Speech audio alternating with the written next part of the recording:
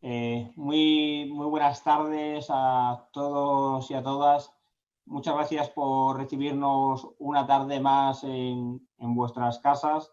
Además, una tarde ya de auténtico estilo. Aquí en Madrid, 35 grados. Por lo tanto, tiene un especial mérito por vuestra parte la asistencia hoy y muy especialmente la de la doctora María Fernanda López, que nos está acompañando hoy, sacando un ratito, mejor dicho, un ratazo de su tiempo para poder acompañarnos y poder enseñarnos, explicarnos un poco más sobre terapia génica.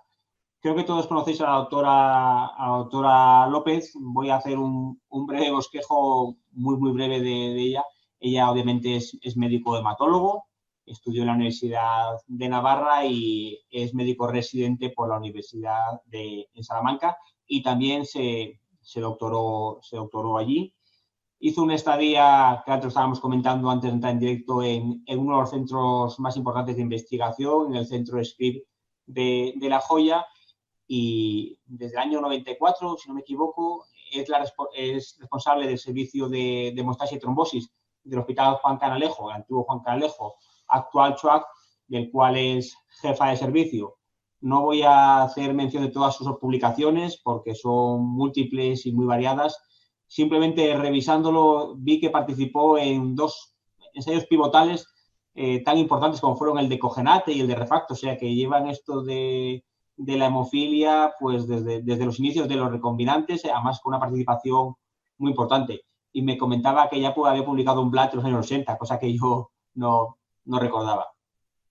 Además de todo ello, ha sido codirectora y actual directora de uno de los cursos de mayor prestigio en lengua hispana sobre tetis hemorrágicas, como era el estudio Diadema, actual Neodiadema, si no me equivoco que se pronuncia, y bueno, pues ha participado, ha sido miembro de los comités científicos y organizador de varios congresos nacionales de hematología y hemoterapia, obviamente miembro de las sociedades de las mismas, de la Real Fundación Heterogénea, ha participado en multitud de cursos y muchos de nosotros tuvimos la ocasión de poder acompañarla hace ahora un año en la ponencia magistral López Borrasca que tuvo lugar en el Congreso Nacional de Hematología de Valencia. Bueno, veis que es un currículum extensísimo, amplísimo, y podría dedicarme a hablarle ahora de su currículum, pero creo que os habéis conectado a escuchar a la doctora López y no a escucharme a mí. Sin más, María Fernanda, agradecerte tu tiempo, tu voluntad, tu disponibilidad. Siempre que contamos contigo, siempre nos respondes con un sí, con la mejor de tus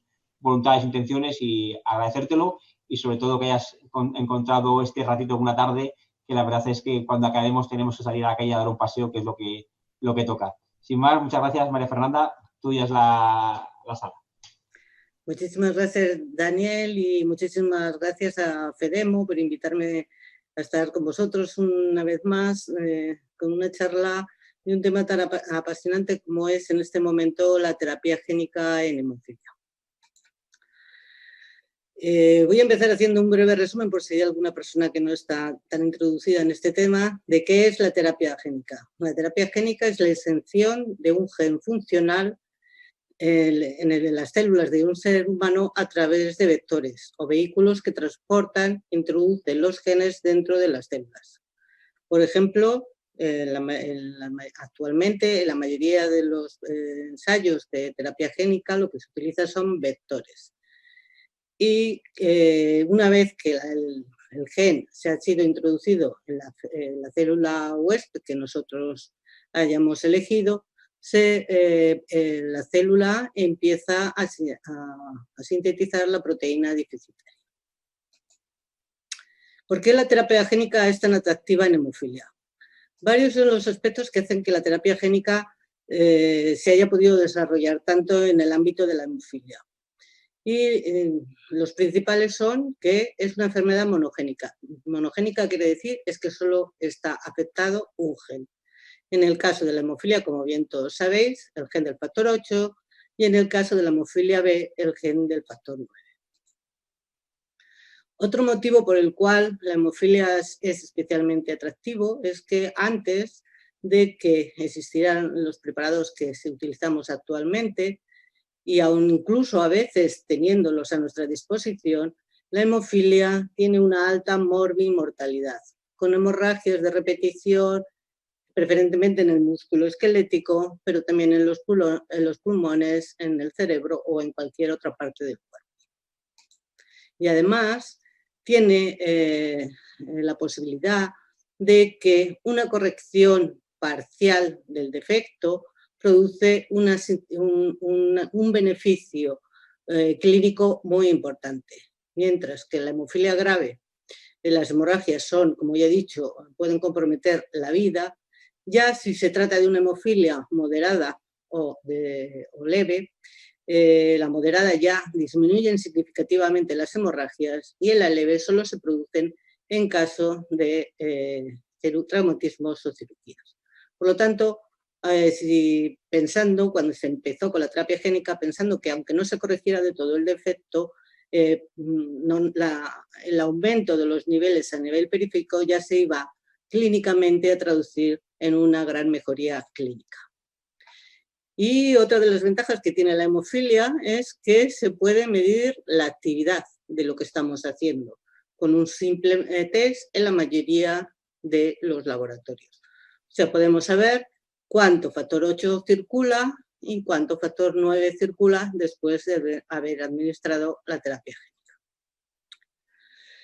De momento y hasta la fecha el tratamiento ha sido sustitutivo y hemos estado así durante 20 años. En los últimos 10 años estamos teniendo un boom de nuevos productos, tanto para el tratamiento sustitutivo, que se sigue utilizando a demanda o a profilaxis, o incluso tratamientos subcutáneos como puede ser anticuerpos monoclonales, como puede ser el emicizumab.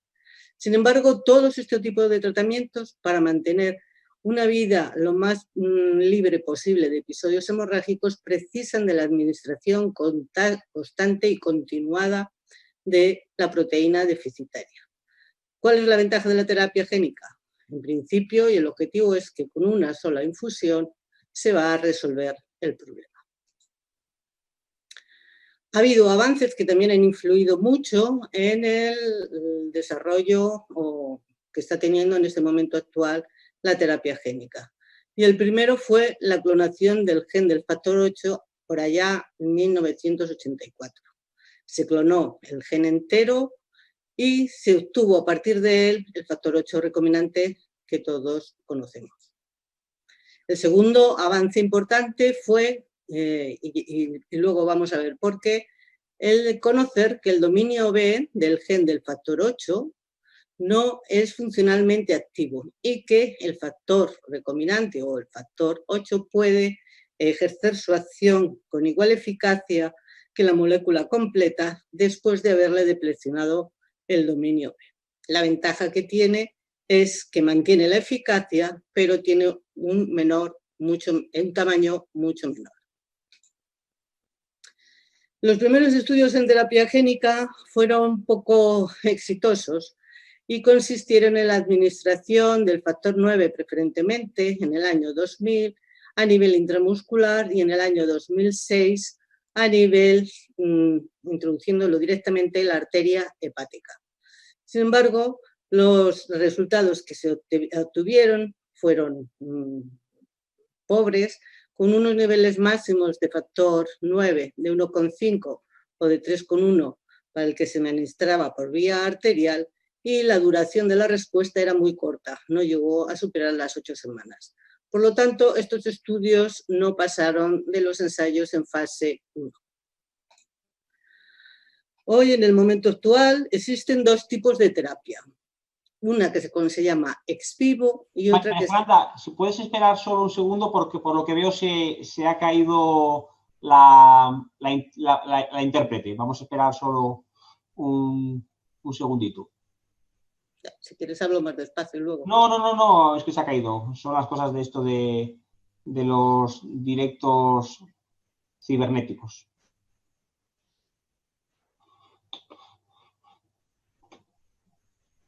Están cargando la cartela. O sea que todo esto saldrá y entrará.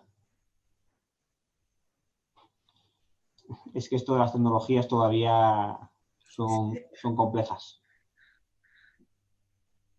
A ver.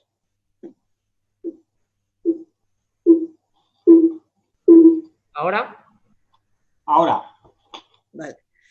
En el momento actual existen dos tipos de terapia génica. Una que se llama terapia génica ex vivo y otra in vivo. La ex vivo se caracteriza porque se inserta el gen que queremos transducir en un virus, se hace un cultivo celular y en este momento el gen se introduce dentro de células somáticas, generalmente células hematopoyéticas, mesenquiales o endoteliales. Una vez que han sido transducidas, se inyectan y se infunden. Sin embargo, por el contrario, la terapia génica in vivo consiste en introducir un virus con el gen en su interior de forma directa en la vena del paciente y una vez ha sido infundido, este se dirige hacia el órgano diana que se ha seleccionado para la terapia génica. ¿Cuáles son los componentes de la terapia génica? Los componentes, que es los que vamos a ver a continuación, son el vector, el gen que nosotros queremos transferir, un promotor y la célula huésped. Dentro de los vectores, generalmente son virus y los más utilizados en este momento son los lentivirus y los adenovirus. Los lentivirus son retrovirus y la característica que tienen es que cuando el gen se inserta dentro de la célula huésped, inmediatamente se introduce dentro del gen de la célula del hepatocito en este caso. Los adenovirus son otros virus que no son patógenos para el hombre, aunque con frecuencia la mayoría de nosotros hemos tenido una infección por adenovirus sin darnos cuenta, y que la diferencia con el lentivirus es que cuando entran en la célula no se incluyen dentro del genoma del hepatocito, sino que circulan en lo que se llama el episoma, dentro del núcleo, pero al lado del genoma del hepatocito. Esto tiene importancia de cara a los resultados en la terapia génica. ¿Cuáles son las diferencias más importantes entre ellos? Pues como he dicho, lo primero es el que se introduzca o no dentro del genoma, dado que aquellos que se introducen dentro del genoma tienen mayor riesgo de mutagénesis que los que están incluidos, aquellos virus que se incluyen en el episoma, porque como no toca el genoma de la célula huésped, es menos probable que produzcan mutaciones en esa célula.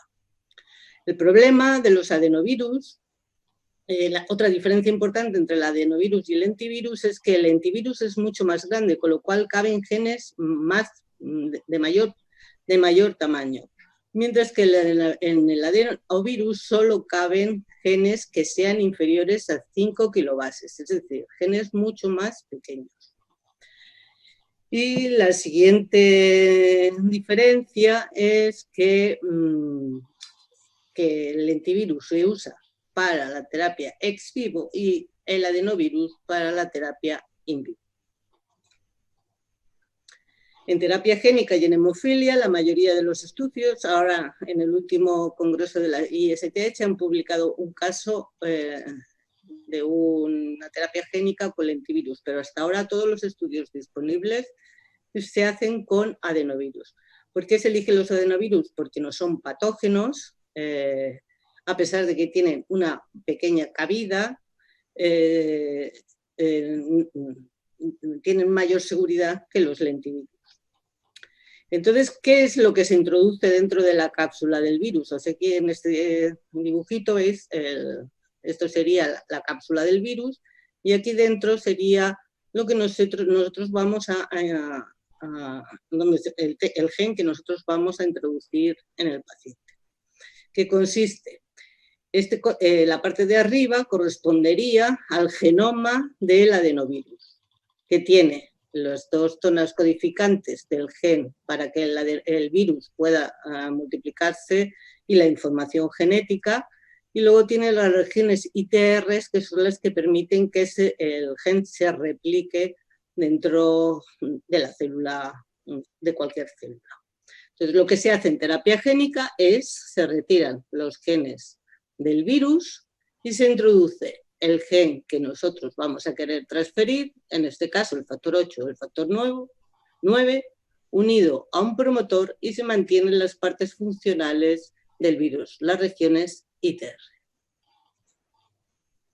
Hay un montón de serotipos dentro de los adenovirus que se caracterizan cada uno de ellos, sobre todo porque la cápsula que tienen tiene tropismo para diferentes tejidos. Hay unos que tienen tropismo, por ejemplo, el adenovirus 1 para el hígado, para el corazón o el músculo esquelético. El 5, el adenovirus 5 es preferentemente selectivo, tiene un tropismo por el hígado y, bueno, diferencian un poco la capacidad de dirigirse hacia el órgano que nosotros queramos. Por eso en los estudios con hemofilia A se ha elegido en la mayoría de los casos el adenovirus A porque su cápsula determina hacia dónde va a ir, en este caso hacia el hígado. Hoy en día también ya existen no solo estos serotipos diferentes de adenovirus asociados, sino que también ya se están creando cápsulas sintéticas modificadas, como veremos, para evitar uno de los problemas que hoy en día se ven en la terapia génica. ¿Cuál es el transgen? Pues el transgen es el gen que nosotros queremos introducir, que bien, en la hemofilia va a ser, como hemos dicho, la molécula completa del factor 8 no cabe dentro de los adenovirus asociados, por eso se utiliza factor 8 deplecionado del dominio B, porque el dominio B tiene 4,2 kilobases. Los primeros estudios se han hecho simplemente con este factor 8 deplecionado unido a un adenovirus asociado 5, pero ahora ya para mejorar la expresión y el rendimiento de la terapia génica se están introduciendo codones, lo que se llaman codones de optimización, que son introducción de aminoácidos en esta región que aumentan la expresión hasta incluso más de 3 veces del factor 8 una vez que se ha transferido. En el caso de la hemofilia B, el gen del factor 9 es de 4,7, cabe perfectamente dentro de los adenovirus asociados y inicialmente se utilizó el gen del factor 9 tal cual unido a un adenovirus 2. Pero por cosas que tiene la ciencia, haciendo estudios a jóvenes que tenían trombosis, se vio que había una mutación, que es esta mutación de aquí, el de la arginina 338, que lo que hacía era que los pacientes que tenían esta mutación tenían 9 veces por encima de lo normal el nivel de factor 9. Hoy en día, para la terapia génica en hemofilia B, la mayoría de los estudios lo que utilizan en vez del gen nativo del factor 9, esta mutación porque aumenta mucho la expresión del gen y los resultados. ¿Qué son los promotores? Los promotores son también codones de optimización, es decir, aminoácidos que se pegan al gen en esta región, que se pegan al gen o el del factor 8 o el del factor 9 y que lo que hacen son facilitar o aumentar todavía más el tropismo o la capacidad de dirigirse o unirse a un órgano específico, porque tienen afinidad para él. En este caso se utiliza este promotor, el HLP, que es un híbrido hepático, pero también se han utilizado otros promotores relacionados con la antitresina, con la glicoproteína 1B y muchos otros. Hay muchas variedades de promotores y varían mucho en la potencia que tienen de unos a otros. Y por fin, como ya se habrán imaginado, el órgano diana donde se dirige la terapia génica en hemofilia es el hígado. ¿Por qué se ha elegido el hígado? El hígado se ha elegido primero porque es bastante tolerante contra las agresiones que se le hacen. Tiene una alta capacidad de regeneración y encima es el lugar fisiológico de síntesis de los factores de la población. Bueno, pues ahora que ya conocemos todos los ingredientes que vamos a utilizar en la terapia génica, ¿qué es lo que se hace cuando administramos este acercamiento terapéutico?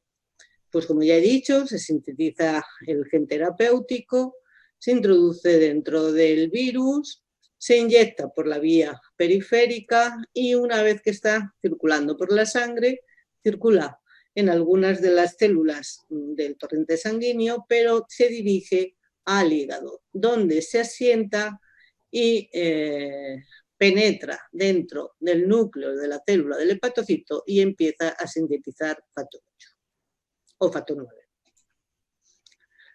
Estos son todos los ensayos que existen en este momento en fase 2 y fase 3. Estos y más porque ya en el último congreso han presentado nuevos.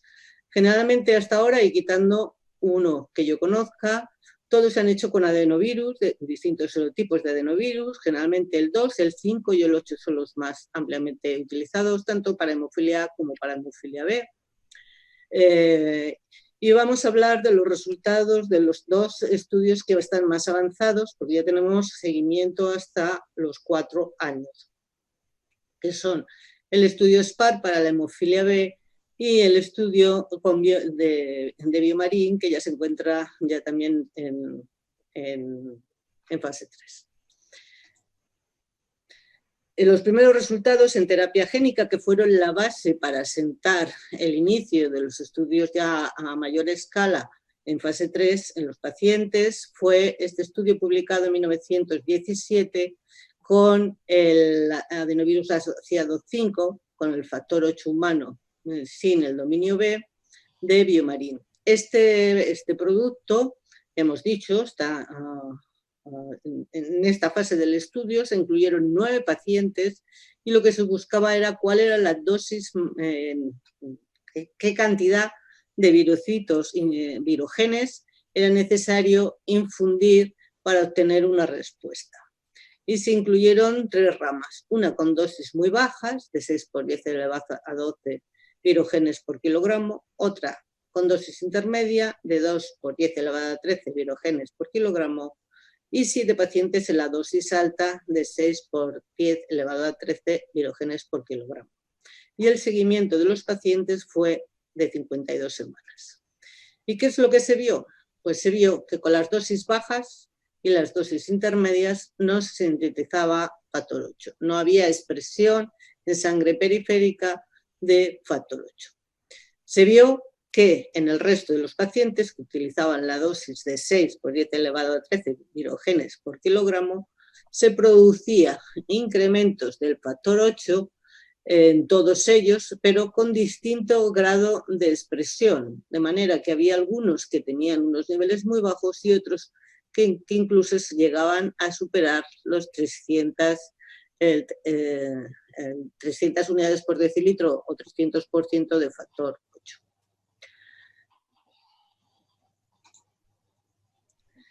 Se vio, para medir la eficacia, se vio que además de aumentar los niveles de factor 8 circulantes, se vio que desaparecían los episodios hemorrágicos después de la administración del gen, de la terapia génica, y que se desaparecían también el uso de las infusiones de factor 8. Se suspendían las profilaxis y no se volvían a utilizar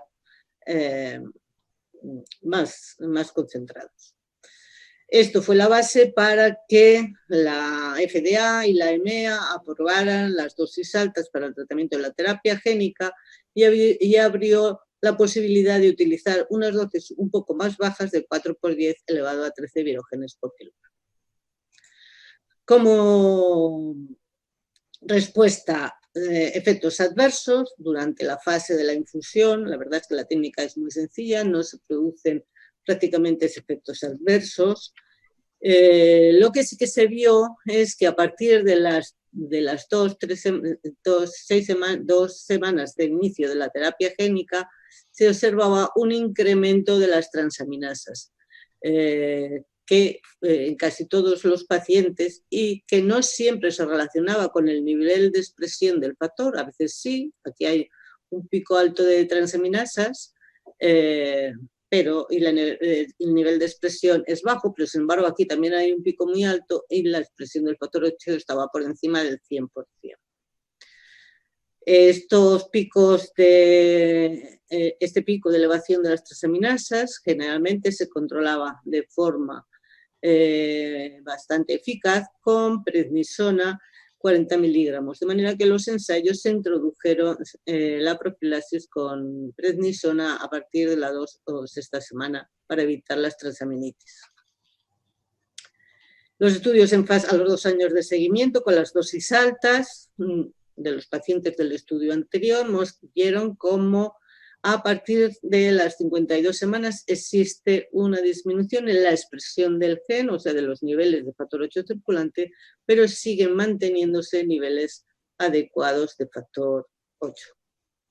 Sigue existiendo una prácticamente ausencia de episodios hemorrágicos y prácticamente ausencia también del consumo del factor.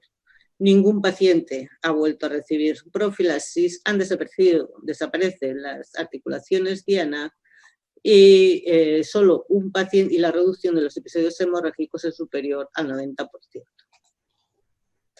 Este es el seguimiento a los 3 años, se ve como el primer año es cuando se tienen unos niveles más altos del nivel de actividad del factor 8, pero ya a veces excesivamente elevados, pueden llegar hasta 260 o 280, la mayoría por encima de 100, y a partir del segundo y del tercer año se produce un descenso de la expresión, pero manteniendo niveles de factor 8 cromogénico en el segundo año de 36 unidades por decilitro y prácticamente similar a los 3 años de seguimiento. Solo una reducción de la tasa anual de sangrados del 96% y solo un paciente ha precisado episodios hemorrágicos y está en relación con hematrosis de repetición en un paciente con una artropatía muy severa secundaria a su problema de hemofilia.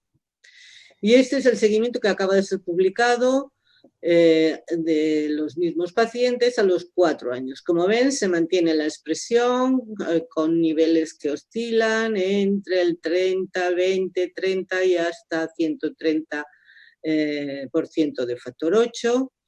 De nuevo, todo sin profilaxis, el 100% de reducción de articulaciones diana, 95% de la tasa anual acumulada de sangrados, y solo un paciente, de nuevo, que es el mismo de la vez anterior, tuvo 20 episodios, es el único que ha tenido episodios hemorrágicos, tuvo 20 episodios y al final el paciente se sometió a una artroplastia de rodilla.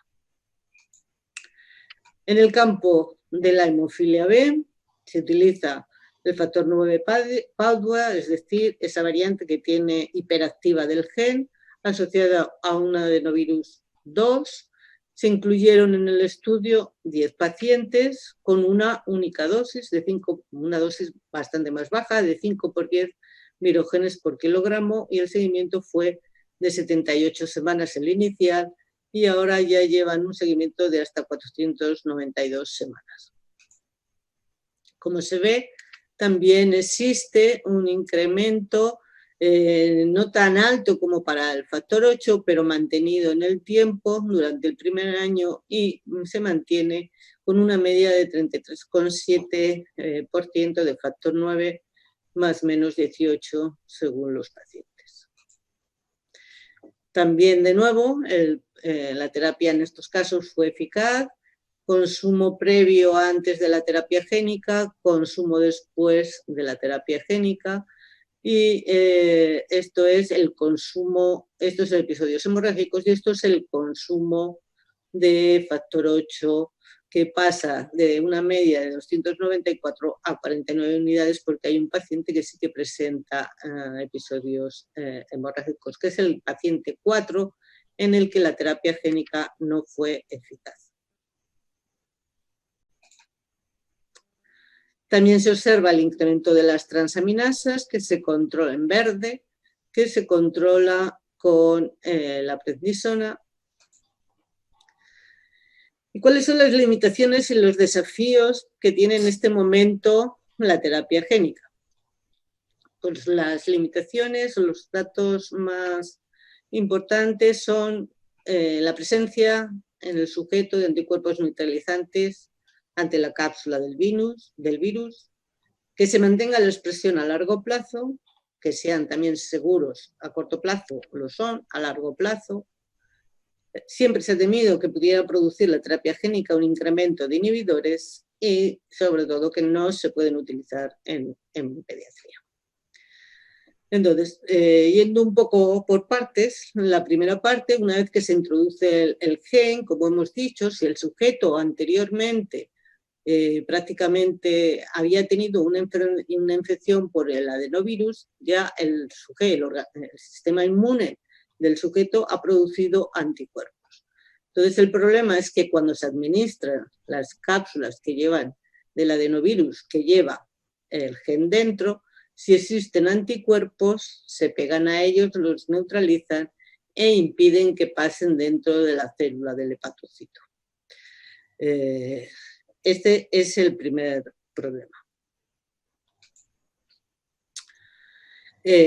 La prevalencia de estos anticuerpos en la población normal se estima entre 30 y el 50% y varía según el tipo de serotipo utilizado y el país. Por ejemplo, en África tienen mayor cantidad de adenovirus que en Europa, y el menos afectado en Europa, el menos frecuente en Europa es el adenovirus 5, que se observa en menos de un 40% de la población. Aún así, los ensayos clínicos en el momento actual, aunque ahora ya parece que esto ya no es tan cierto, pero hasta el momento actual la inclusión de los pacientes en ensayos clínicos, si el paciente presenta anticuerpos neutralizantes contra esta cápsula del virus, se excluyen de los ensayos clínicos y no pueden participar. Otro problema es que, además, una vez que has infundido un adenovirus, tu organismo va a reaccionar produciendo anticuerpos, con lo cual, hasta el momento actual, se impide la reinfusión. Se impide la reinfusión, con lo cual la terapia génica, hasta el momento, con los datos disponibles, solo se podría utilizar una vez. Como esto es un problema grande, entonces están buscando múltiples alternativas,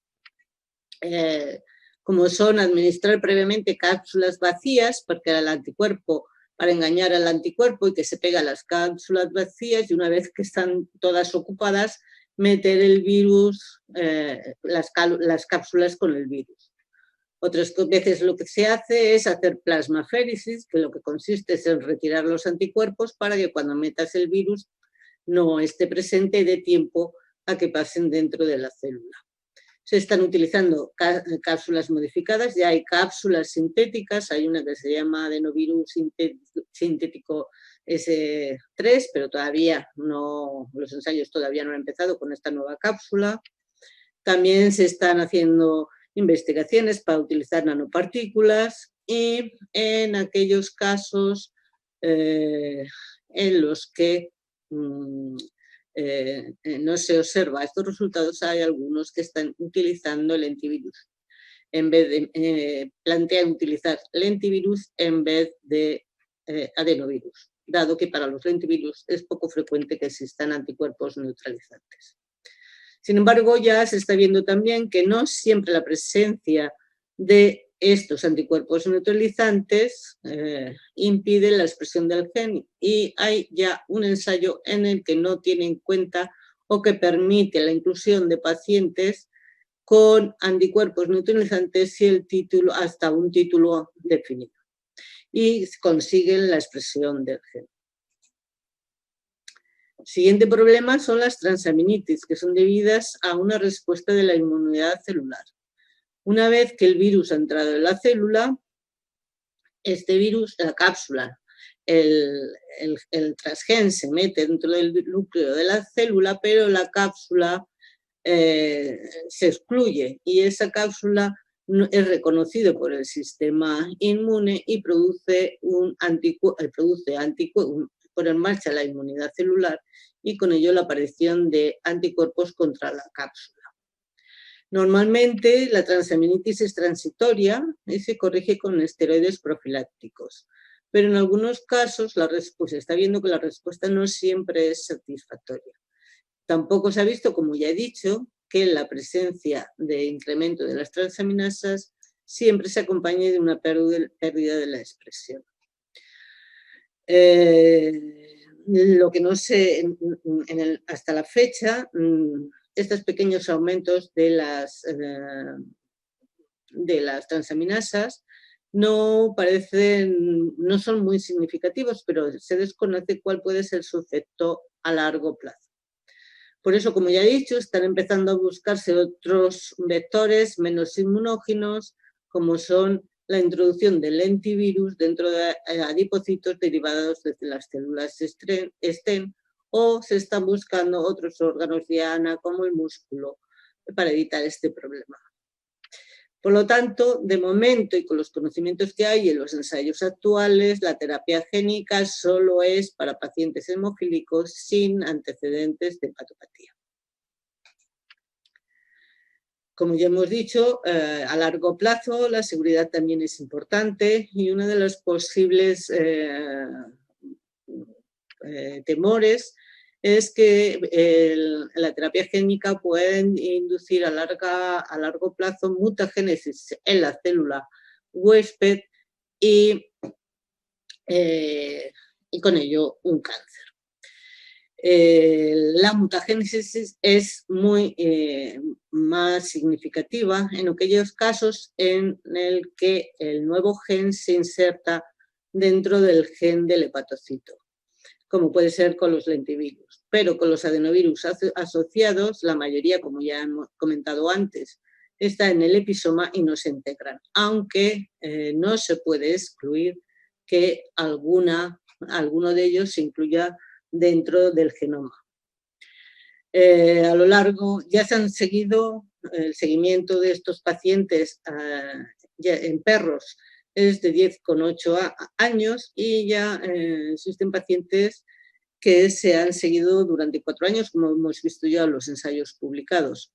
Y para conocer realmente la repercusión o el riesgo a largo plazo, se ha ampliado dentro del ensayo de Biomarin un subestudio que incorpora la biopsia hepática con el fin de conocer cómo se encuentra el parénquima hepático a los 4 años de la terapia génica. Estas biopsias ya se han hecho en 2 pacientes, se han presentado los casos y lo que se ve es que la arquitectura del hepatocito es normal, que está presente el genoma del adenovirus, mayoritariamente en el episoma, y que no hay datos de mutagénesis. Siguiente problema es cuánto va a durar la expresión de la terapia génica, o sea, cuánto tiempo va a seguir produciéndose el factor 8. ¿Y por qué preocupa? Pues preocupa porque al ser el adenovirus, al ser predominantemente episómico, se puede perder la potencia al dividirse la célula. De manera que con el tiempo, dado que el hígado tiene unas células que se proliferan y se divierten, al no estar integrados dentro del núcleo, se puede diluir y disminuir la expresión. En las biopsias de estos pacientes, esto corresponde al hígado, la tinción, se ve que existen los virus presentes dentro del hepatocito y se ve que sigue existiendo, que prácticamente no se ha perdido la expresión. Uno de los temores que había cuando se empezaron los estudios era si la terapia génica podía favorecer la producción de anticuerpos o inhibidores contra el factor 8 y el factor 9, y por eso los pacientes con inhibidores fueron excluidos de los ensayos clínicos. Hasta ahora y hasta la fecha no solo no se ha producido en ningún caso ningún inhibidor, sino que ya en modelos animales se ha visto que la terapia génica puede inducir inmunotolerancia. por lo cual en futuros ensayos probablemente sí que se van a incluir ya pacientes con inhibidores. La terapia génica a los niños, todos los estudios en este momento excluyen a los niños para la terapia génica. En gran parte porque el hígado del niño crece mucho y como son virus no integrados, se diluyen y se va a perder la efectividad, y puesto que hasta ahora solo se podía administrar una dosis, se consideraba que era mejor esperar a que fuera mayor. Se están buscando otras células en vez del hígado, como son, ya he dicho, las células STEM, y utilizando lentivirus. Pero el problema que tiene esto a largo plazo es la seguridad de los lentivirus. Otras cuestiones: ¿por qué unos pacientes se ha visto que con dosis más altas la respuesta es mayor, pero no sabemos hasta qué dosis realmente puede ser peligrosa? Y por otro lado, tampoco se queda explicado por qué pacientes con las mismas dosis, unos presentan unas respuestas tan dispares, unos con poca expresión del factor 8, del factor 9, y otros con mucha expresión del factor 9. Esto es algo que queda por dilucidar, y parece ser que aparte tiene que haber algún otro sistema que influya y que se debe conocer, porque se podría, si esto se conociera, lo ideal sería poder administrar dosis por peso según las características de cada paciente. Y luego, a nivel de laboratorio, hay unas discrepancias entre los métodos coagulativos y los cromogénicos. Con niveles coagulativos se obtienen hasta un 40% más de niveles que cuando se utiliza el factor 8 cromogénico. Y es importante conocer cuál es el test que en vivo mejor expresa lo que está pasando con la terapia génica. Algunos piensan que se puede mejorar modificando algunos test, también hay algunos acercamientos, pero bueno, de momento el que más se considera es el cromogénico, aunque parece empezar a haber evidencias de que infradiagnostica los niveles de factor 8. Y por supuesto, el caballo de batalla que más vamos a tener que luchar todos juntos va a ser el coste del tratamiento, dado que se estima que va a valer aproximadamente más de 1 millón de euros. Y bueno, los sistemas de financiación van a ser complicados. Este primer estudio que se ha hecho de coste-efectividad se ve que si la expresión del gen dura más de 5 años, el coste de la profilaxis puede quedar compensado con una única infusión de terapia génica. Pero bueno, habrá que tener más información sobre el asunto. Por supuesto que la calidad de vida no tiene nada que ver en la profilaxis con la terapia génica, pero bueno, esto no siempre es fácil de explicar a los gestores y a la administración. El futuro es la edición de genes. ¿En qué consiste la edición de genes? Es más complicado. Es un poco como el cortapega que hacemos con el ordenador. Es una guía de RNA que lleva pegada una nucleasa, que es el CRISPR. Hay estudios con el CRISPR-Cas9 y con el 13 ya. Y cuando la secuencia se encuentra con su homóloga y ve que hay un defecto, la enzima la corta, mete la secuencia nueva y se empieza a sintetizar el factor reparado. El gen queda reparado. Esto tiene una serie de problemas éticos. De momento parece ciencia ficción, pero ya existen casos de edición génica en animales con terapia génica obteniéndose, con la edición de genes obteniéndose niveles de factor 9 o 8. ¿Cuáles son ya para concluir las lecciones aprendidas? Pues hasta ahora nuestro los acercamientos disponibles terapéuticos eran la profilaxis, han mejorado con los factores de medida media extendida. Sin embargo, se observan picos y valles y es necesario administrar constantemente el producto para estar libre de hemorragias. La ventaja de la terapia génica es con una simple infusión se mantienen unos niveles hasta el momento, aunque algunos pacientes los tienen más bajos, por encima de lo que se obtiene, de lo que se recomienda en el momento actual con la profilaxis para no presentar hemorragias. La terapia génica reduce los episodios hemorrágicos en más del 94%, no se necesita profilaxis, no se consume factor, la expresión de momento en humanos es al menos de 4 años y no se han observado efectos adversos relevantes. Futuros retos. El reto más importante es que la terapia génica llegue a ser universal. Que se controle la variabilidad de la expresión, que la expresión se mantenga el máximo tiempo posible y solventar el problema de los anticuerpos neutralizantes, aunque yo creo que esto lo vamos a ver pronto, porque hasta la fecha no se permite la reexposición. Y seguir controlando la seguridad a largo plazo, porque la transducción se produce en el episoma y probablemente, en teoría, no va a haber genotoxicidad, pero sin embargo es prudente seguir investigándola. Estos resultados, desde luego, nos están haciendo ver cada vez más cerca una posible cura para la hemofilia. En el momento actual, si alguien quiere participar en un estudio de terapia génica, existe luz verde, hay muchísimos ensayos,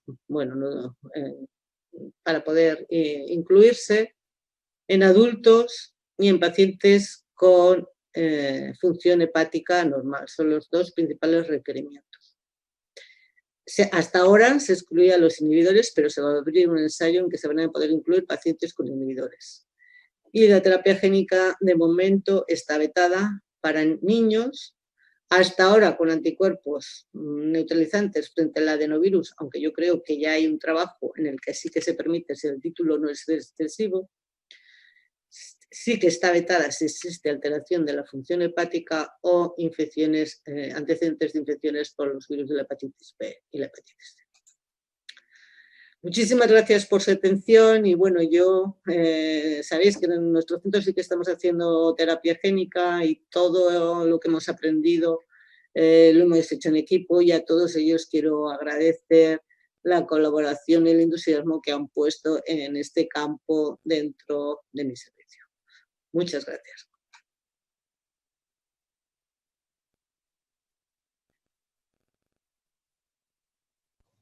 Muchas gracias, doctora López. Hemos recibido muchas preguntas junto con la inscripción. El tema es que como prácticamente todas ellas han sido respondidas, porque realmente ha sido una presentación muy completa y prácticamente todas las preguntas han sido respondidas. Solo he tomado nota de 3 que podrían igual ampliarse un poco más. Una de ellas comentaba un paciente que en el caso de la hemofilia, como bien sabes, es muy común pacientes infectados del virus del VIH y que han tenido hepatitis C actualmente curadas. Comentaba que la infección de la hepatitis C era causa de exclusión, pero haber tenido hepatitis C y actualmente estar curado es también causa de exclusión. ¿Y qué ocurre con la infección por el virus del VIH? El VIH también los han excluido, pero en teoría no es por otra vía, no los estudios los incluyen, pero en teoría no tiene mucha lógica. Lo que pasa es que los del virus de la hepatitis C, aunque estén curados, el hígado en algún momento ha podido tener cierto grado de inflamación. Hasta ahora se han excluido y de hecho para estos pacientes lo que se está buscando son, más que incluirlos en los test con los adenovirus, que se ve que en sujetos normales existe incremento de las transaminasas y que a veces no son fáciles de corregir con los esteroides, sino que se prolongan en el tiempo. Esto puede reactivar, no se sabe si pueden reactivar infecciones o puede existir o que el incremento de las transaminasas sea muy importante en estos pacientes. Para estos pacientes con virus de hepatitis C y B, lo que se están buscando o lo que se está empezando a investigar son otros órganos dianas, concretamente el músculo. Entonces están buscando adenovirus que en vez de ir dirigidos, o otros vectores que en vez de ir dirigidos al hígado se asienten en el músculo, o que en células STEM, hay un estudio en adipocitos de células STEM, pero de todas formas de momento hay que seguir viendo cómo van las cosas. También preguntaba un paciente por escrito que comentaba usted que parece que van perdiendo un poco de efectividad por el paso de los años y planteaba, al final, ¿qué ocurriría? ¿Había que usar otro tipo de adenovirus, comenta por aquí, otra terapia génica, o la opción sería volver al tratamiento estándar con el factor recombinante o plasmático o con la abordaje que se llevase realizando cuando hubiese acabado el periodo de efectividad de la terapia? Hombre, eso es casi tener una bolita de cristal. La verdad es que tal y como estaban las cosas hasta hace un año, se pensaba que era una sola infusión y que como ya iba a tener anticuerpos neutralizantes no se iba a poder hacer reinfusiones. Ahora las cosas empiezan, bueno, como está habiendo tanta investigación en este campo, ya se está viendo que no siempre la presencia de anticuerpos se traduce en falta de eficacia de la respuesta, con lo cual abre la vía de que se puedan utilizar en un futuro con otros serotipos diferentes una segunda infusión. De momento no se sabe, hay que esperar más tiempo. Pero bueno, se abren las vías por ahí y sobre todo también se abriría la vía de, para todos estos casos, igual que para la hepatitis, de la terapia ex vivo, que no utiliza adenovirus. De todas formas, eso también hay que ver un poco, tener más... hay un ensayo clínico que nos irá dando mucha visión de las cosas, sobre todo porque lo que más miedo mete la terapia ex vivo es la seguridad a largo plazo. También, pero bueno, yo creo que están investigando tantas cosas que una solución le van a encontrar. Comentaba que la infusión no es muy complicada y preguntaban también aquí por escrito que si pudiese explicar un poco más cómo es la infusión y en su experiencia, cómo es lo que es el proceso de la infusión y demás. Bueno, nosotros estábamos un poco aterrorizados con esto porque en el ensayo, como te llevan al mínimo las medidas de seguridad, nos pensábamos que, bueno, de hecho, lo primero era que había que ingresar al paciente. Después ya admitieron que si estábamos 12 horas con el paciente y se vigilaba durante 12 horas, pues que nos lo dejaban hacer por vía ambulatoria sin que el paciente ingresara. Bueno, unas medidas de seguridad que nos hicieron ponernos pues un poco como lo del coronavirus. La cosa es, bueno, los pacientes estaban muy nerviosos, porque yo creo que lo que más le pasaba es que estaban nerviosos con tanta parafernalia. Cuando llegamos, lo único que hicimos fue coger una vía, como cada vez que vas al médico y te ponen un gotero, o como esa vía estaba conectada a una bomba, que lo único que hacía la bomba lo único que hacía es que se metiera la jeringa con el virogen lentamente. Tenías que tener una velocidad de muy pocas gotas por minuto, con lo cual la infusión duró 2 horas, pero eso fue todo. Estaba monitorizado para ver el electrocardiograma, la tensión, la temperatura cada 10 minutos, pero no hubo nada más que hacer. O sea, lo que es colocar la infusión del adenovirus, estuvimos allí 12 horas, charlamos, nos reímos, incluso cantamos, no hubo ningún efecto adverso y se fue a casa, le dimos todos los teléfonos por si le pasaba algo, no pasó nada, ninguno de los dos. Y al día siguiente le hicimos venir y estaba perfecto, ya estaba tranquilo y contento. O sea, lo que es el acto de la infusión es muy simple y no tiene ninguna complicación. Más complicado nos ha resultado el control de las transaminasas posteriormente.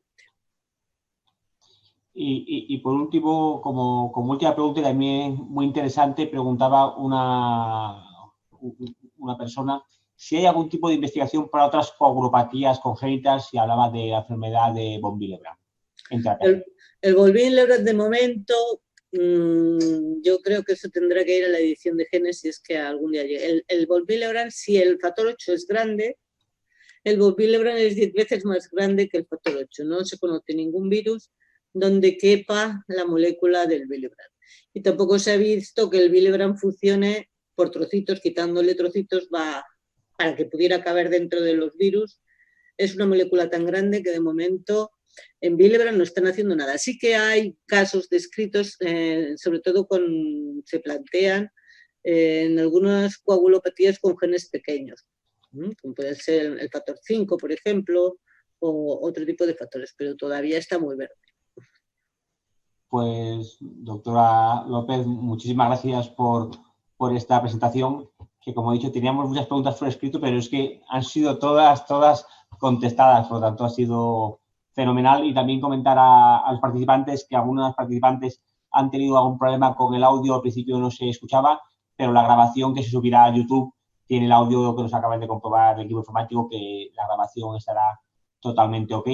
Sin más, muchísimas gracias, doctora López, que además esta semana ha sido Congreso ISTH, más sesiones online, y bueno, pues es una tarde compartirla con nosotros, que para mí ha sido un placer poder charlar esta media horita antes de conectarnos, que siempre es un placer, pero bueno, yo entiendo que una tarde de casi ya de agosto, o pensando en el agosto, tiene mucho mérito compartirla con las personas de hemofilia, con las personas que están conectadas, y además, una cosa muy curiosa, no ha habido nadie que se haya conectado se ha desconectado. Doctora López, lo que quiere decir que ha sido muy interesante, porque la gente se conecta y no se desconecta, que es casi lo más complicado. Y como ya dijimos en el anterior webinar, esta es la última que tendremos en el verano y ya volveremos en septiembre, seguiremos con este campus CEDEMO. Y nada más, muchísimas gracias y leo un mensaje que acaba de llegar. Muchas gracias, súper claro y súper bien, que creo que es el mejor resumen que acaba de llegar ahora mismo por el chat. Sin nada, muchas gracias, doctora López, muchas gracias a todos vosotros y hasta la vuelta de verano y a coger energía y pilas, que la verdad es que las necesitaremos para la vuelta. Muchísimas gracias, yo encantada de que me pueda ser de ayuda y bueno, cualquier duda o cualquier nueva pregunta o cualquier cosa que se desee. Estamos en La Coruña, un tiempo precioso y sin calor.